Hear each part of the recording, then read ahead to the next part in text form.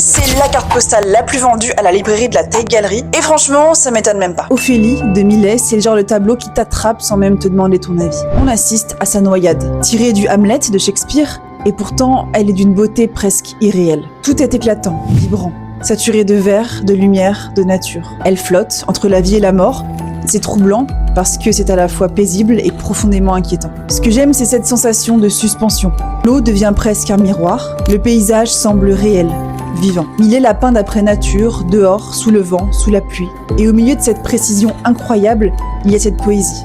Fragile. On sait qu'elle va sombrer et pourtant, le moment paraît éternel. Et puis, il y a les fleurs. Rien n'est laissé au hasard. Le coquelicot pour la mort, la marguerite pour l'innocence, la pensée pour la réflexion, la violette pour la fidélité, le myosotis pour le souvenir, la rose qu'on appelle rose de mai comme son frère l'appelle dans la pièce. Tout est symbolique, tout est silencieux. Et c'est bouleversant parce que ça raconte sa fin sans jamais la crier. Et ce qui est encore plus fascinant, c'est que cette image traverse les siècles. Même Taylor Swift s'en est inspirée visuellement dans son univers. Comme si Ophélia continuait de flotter dans notre imaginaire collectif.